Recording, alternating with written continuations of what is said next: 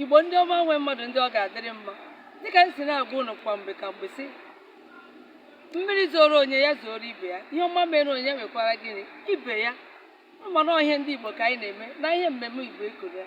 Ana m asị unu abụọla chi, kedu ka ọ dị, kedu ka eke si anya anwụ, unu ọpụtakwara ụra na-emekwa n'ụwa mgbede dịka obodo anyị ha si ekpo ọkụ na-agba nwe onye buru n'uche buru onwe ya tụba n'ime ya, unu wee gịnị were ya nwayọọ na ihe dị ọkụ ga-emecha gịnị jụọ oyi, ka mmadụ ghara ịdawunye gịnị wee nwụọ, onye nwụọ nke ya mee gịnị ya gaa.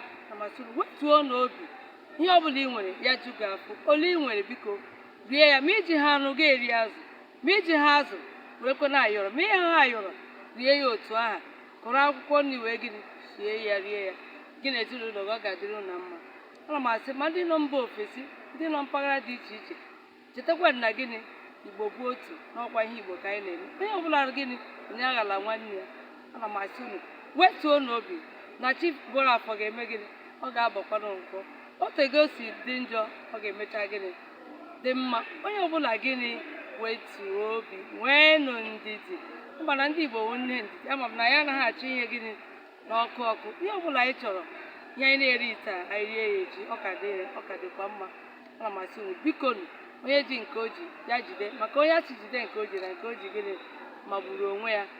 Igbo ma ihe ndị Igbo na-atọrọ ime isi, mbido ihe Igbo ọ na-atọkasị m ahụ, ma ndị na-eme ihe onyonyo, ndị nta akụkọ, ndị ọrụ ugbo, ndị ọrụ bekee, gbanụ mbọ gịnị isie nke iji ike.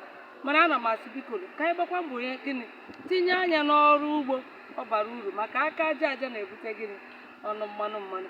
Ana m asị unu jidesie n'ike. Ambassador Chinyere Aneke Ogbonna na-asị unu onye ji nke o ji ya jisie ike. Ka anyị dị nọ ụbọchị nta ka anyị mee gịnị ka anyị chụkwuo unu gịnị na Owerre nchi.